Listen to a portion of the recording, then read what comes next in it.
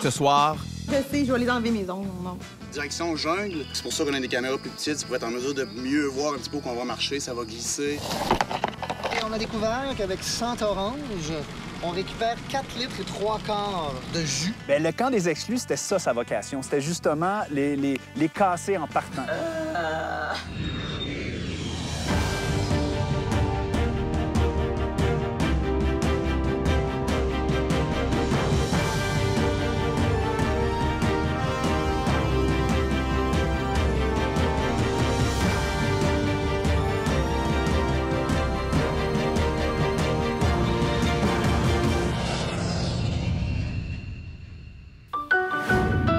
Cette année, plus de 1600 personnes voulaient faire partie de l'expérience Vol 920. En février dernier, 60 candidats potentiels ont été convoqués dans les studios de TVA pour une deuxième et dernière audition. Bonjour! Bonjour, salut. Yann, enchanté. Enchanté. Ça va bien? Ouais. Tu viens à ta deuxième audition de Vol 920? C'est ça.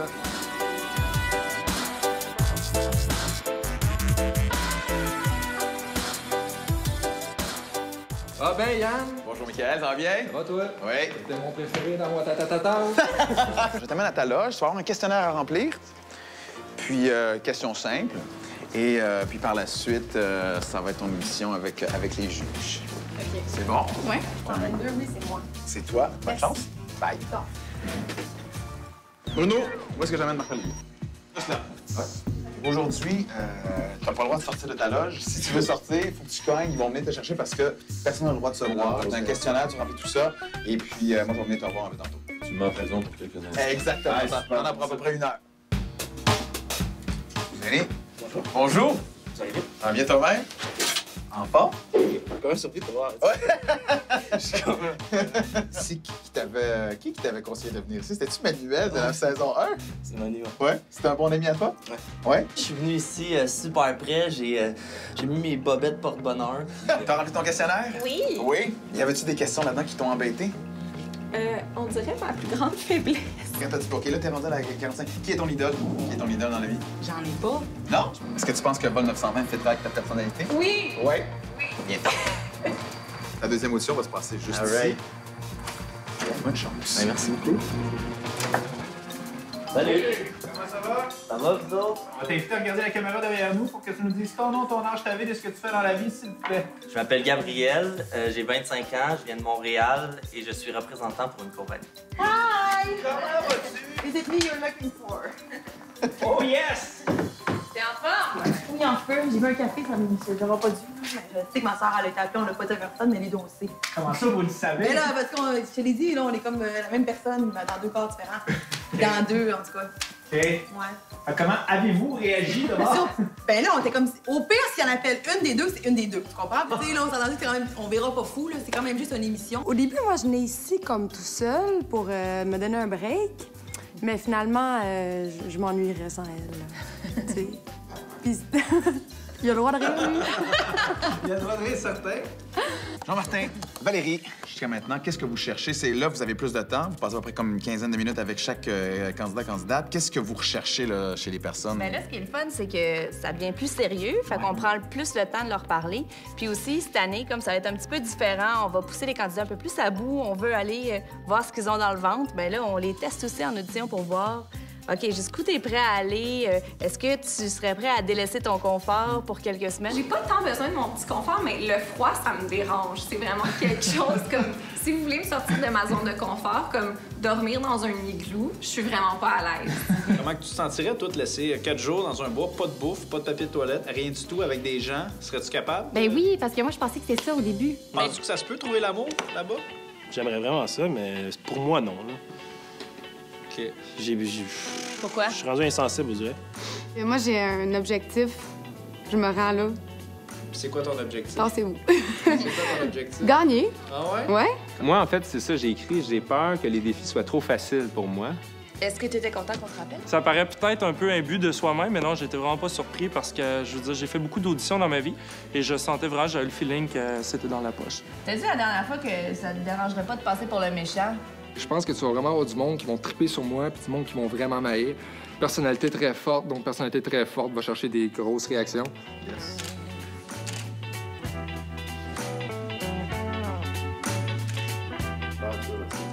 Excellent.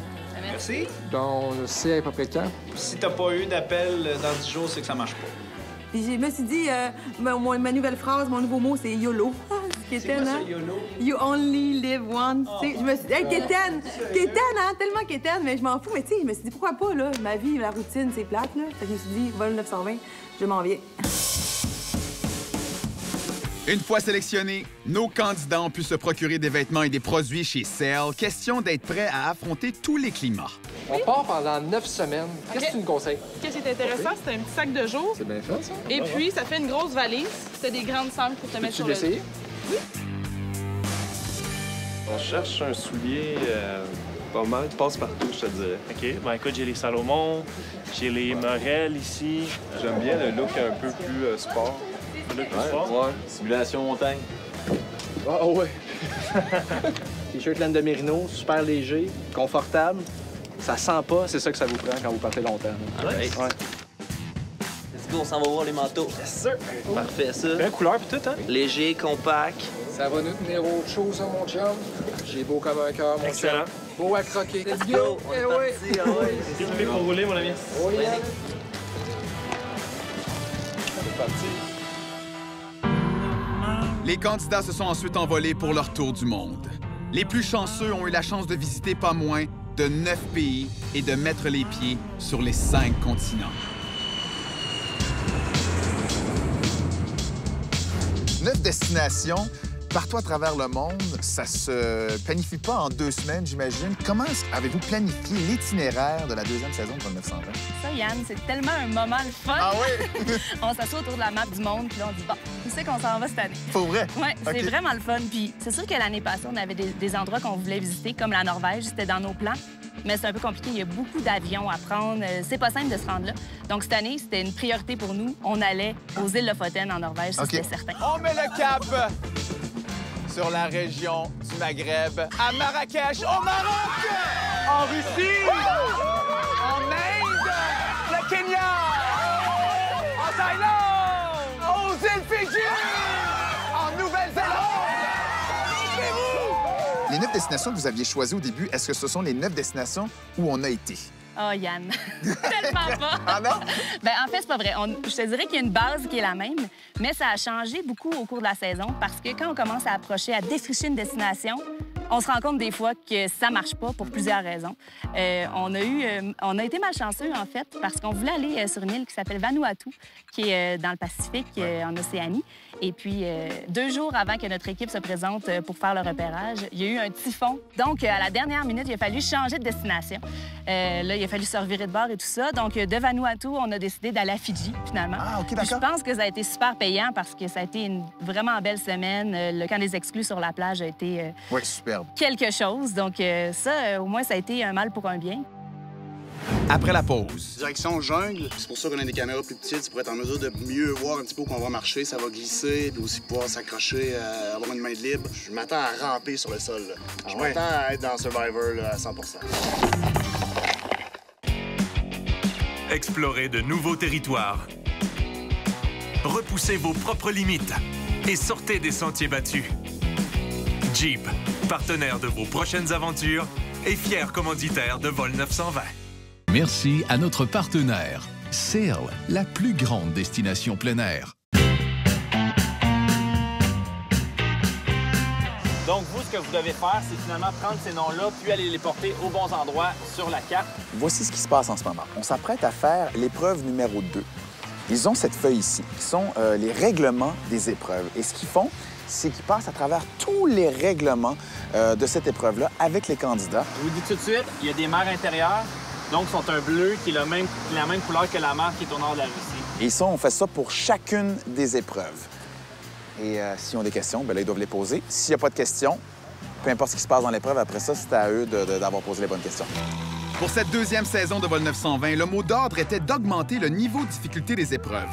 À voir les candidats se surpasser à chaque semaine, on peut dire mission accomplie. C'était quoi l'objectif avec les épreuves cette année?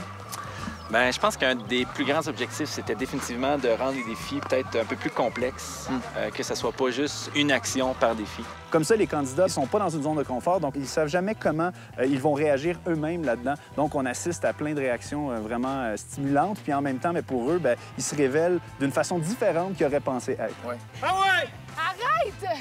Arrête de me crier après, Chris! On est là! Je sais! Fait qu'il y a toujours, comme disons, une ligne qui soit comme plus, disons, différente, qui surprenne en fait comme un peu le téléspectateur. Y a-tu une épreuve qui vous vient en tête, là, où vous dites « Aïe, c'était tellement tough! » Laquelle? Y en a-tu? Moi, c'est vraiment à Fidji, là, la jungle avec Marco. Ouais. Oh my God! Ça n'a pas d'allure, cette affaire-là. Oui, ça a été long aussi. Avez-vous un visuel de ses jambes après? Ah oui, t'étais... Non, mais mes jambes, ça n'a pas d'allure. J'ai encore des marques, là, aujourd'hui, mais non, ça va, là. Mais c'est juste, on a pris le pire chemin. Nos Globetrotters ont vécu de durs moments lors des épreuves. Alors imaginez l'équipe technique qui devait les suivre. Alex, PA, vous êtes 2 des 5 caméramans sur Vol 920. Puis, on le sait, il y a plusieurs épreuves cette année à Vol 920. Il y a des épreuves qui en demandent beaucoup aussi physiquement.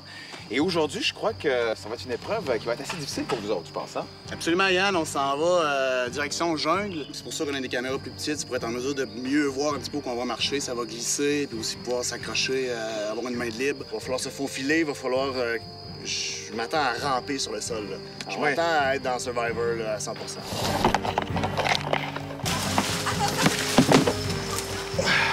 Justement, PA et Alex, est-ce que vous êtes entraînés avant de venir à Vol 920 ou pas du tout? Non, mais je suis curieux de savoir, parce que vous allez devoir courir ou...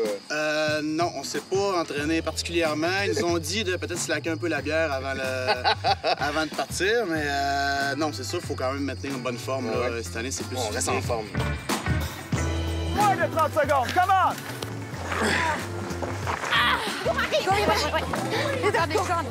Est-ce que lorsque vous avez su que vous faisiez partie de l'aventure de Vol 920, deuxième saison, est-ce que vous êtes entraîné avant de la journée 1, avant qu'on parte? Oui. C'est sûr, là, dans les auditions, on se l'était fait dire. Là. Moi, dès que j'ai senti que ça pouvait se passer, c'est-à-dire après la première audition, quand j'ai su que j'étais pris pour la deuxième, j'ai commencé à m'entraîner. Fait que ça m'a donné 1 mois et demi.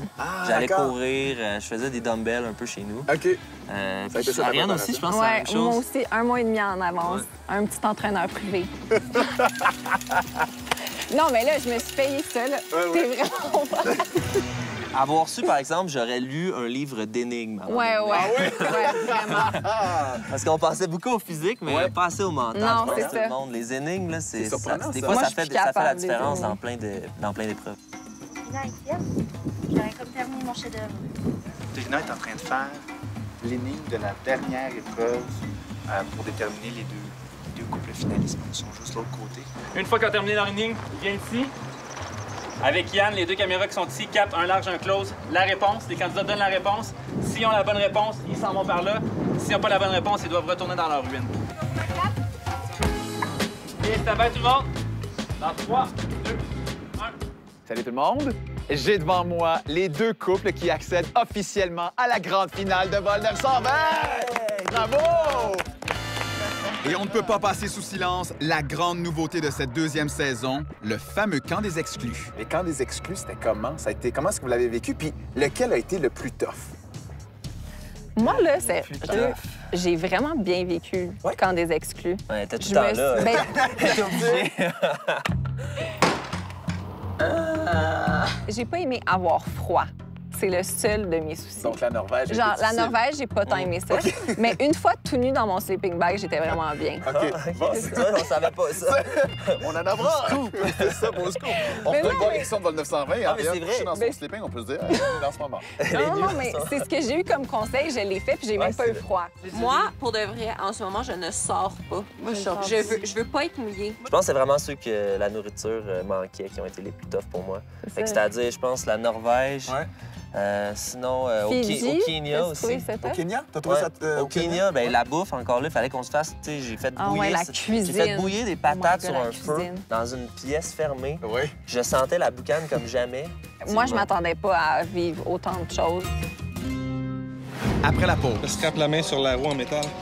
Alors, on se rend compte ici que le petit bord ici est quand même assez affilé, donc c'est un peu dangereux dans le feu de l'action de tourner la manivelle rapidement avec les candidats qui vont sentir la pression. Peut-être un gant de construction? J'ai une idée. Vidéotromobile vous souhaite un agréable voyage à bord du vol 920. Nous vous rappelons que les rafraîchissements sont offerts à volonté. Et par à volonté, je veux dire, ça va dépendre de si j'ai la volonté de repasser dans les rangées.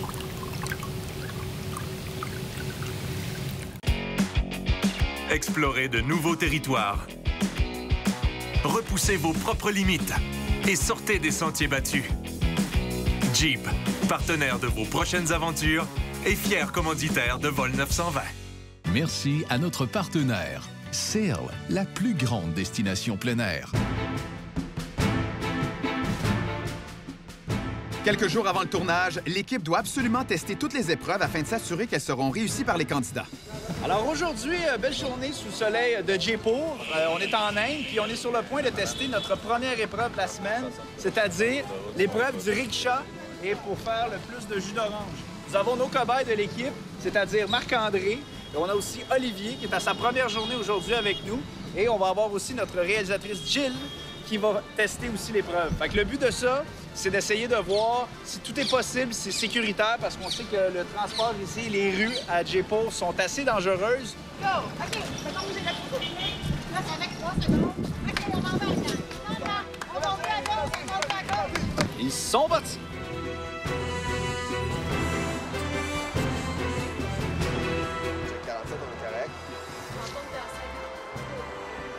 Il y a beaucoup d'épreuves qui impliquent du poids à vol 920, entre autres l'épreuve des baluchons avec les bateaux en Norvège. Ça, au niveau du calcul des poids à mettre, évidemment, ça a changé beaucoup parce qu'au début, on était très ambitieux avec le poids à traîner. Une fois qu'on se met ça sur le dos et qu'on le traîne pendant une quinzaine de minutes, on se rend compte que c'est plus tough qu'on pensait. Fait que c'est plus des ajustements comme ça. Il n'y a pas vraiment eu de défis qui se sont avérés difficiles à faire. C'est vraiment plus des petits ajustements ci et là. On scrape la main sur la roue en métal. Alors, on se rend compte ici que le petit bord ici est quand même assez affilé, donc c'est un peu dangereux dans le feu de l'action de tourner la manivelle rapidement avec les candidats qui vont sentir la pression. Peut-être un gant de construction? Donc gants de construction et casque. Casque, peut-être. Casque. Go, guys, go les verts, go les verts. Le Tadjikistan ici, le Kyrgyzstan ici. Fait, Yann Englen. J'aide un peu à placer les petits cartons en ordre alphabétique parce que c'est ici que nos concurrents vont être obligés de solutionner le tout. C'est juste parce que le Kodak est là, parce que d'habitude, il nous aide. Oui, absolument. Je suis dans mon coin, tout ça. Quand j'ai vu que la caméra s'en allait, j'ai fait OK, faut que j'aide, faut que je fasse quelque chose. 3, 2, 1. Alors, l'Ouzbékistan vient ici. L'Ukraine vient ici. Le Turkménistan est ici. Moldavie, Géorgie, Arménie, Azère. Attends, calme, du calme, je comprends rien. On va pas nier, non. Il vous reste 5 minutes, M. Englen, il vous reste 5 minutes. OK, l'Azerbaïdjan est ici. Parfait. Poum! Je solutionne! Est-ce que c'est la bonne réponse? Est-ce que j'ai la bonne réponse? Est-ce que j'ai la bonne réponse, Valérie? T'as la bonne réponse, t'accèdes à la prochaine destination! Ah! Poum! Ouh, je suis content de moi. Je suis un peu content de moi. Je me donne une petite tape sur l'épaule. Bravo, England. Présentement, nous récupérons le jus d'orange et nous allons procéder à la mesure d'une façon très artisanale. Je suis allé dans un magasin de produits de cuisine et j'ai trouvé ceci comme tasse à mesurer. C'est mieux que rien, il y a des petites gradations. 1 litre. Arrête, ça se fait 1. On a 1 litre ici. Ça ajoute de la crédibilité devant les candidats de savoir que nous, on l'a fait, donc que c'est faisable. C'est ça, c'est beaucoup de l'essai-erreur, mais c'est une partie de fun à faire. Et on a découvert qu'avec 100 oranges, on récupère 4 litres et 3 quarts de jus.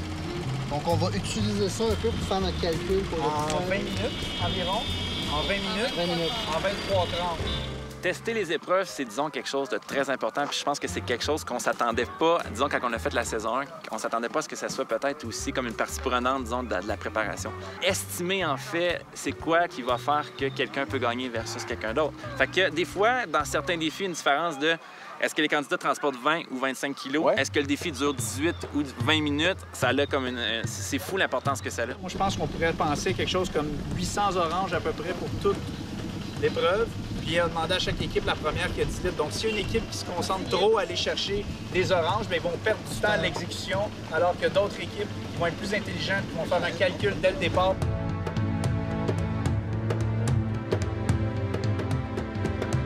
On mêle beaucoup les deux aussi, des fois. On mêle l'intellect avec le physique dans une même épreuve. Ça, est-ce que c'était aussi un objectif dans la préparation des épreuves cette année? Oui, parce qu'on se rendait compte que juste avec un défi physique, si quelqu'un a un avantage sur quelqu'un d'autre, donc quelqu'un court plus vite, quelqu'un plus fort, peu importe, ça faisait qu'à partir du moment que le défi était commencé, souvent ceux qui avaient pris une avance gardaient leur avance. C'était dur, disons, d'avoir comme ce qu'on appelle un game changer. Donc, après comme 10 du défi, on fait prévoir le gagnant. Tandis que maintenant, portion physique, même si quelqu'un prend son avance, on en va dans une portion qui est peut-être plus intellectuelle et ou, comme, disons, différente.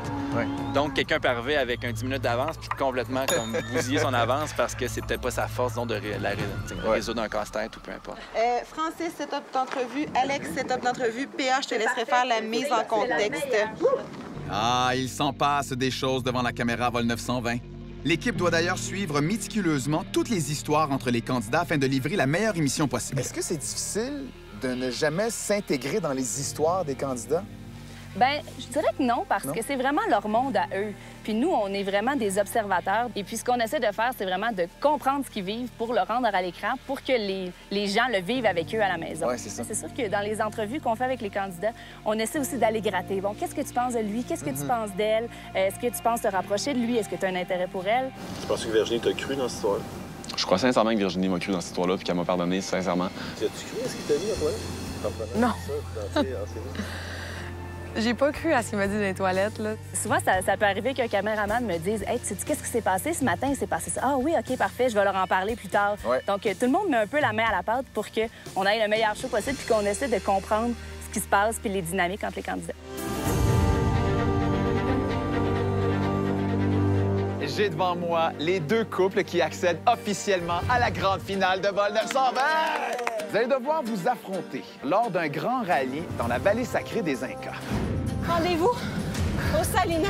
Je pense que c'est l'épreuve où on s'est le plus chicané, Marco et moi. Oh!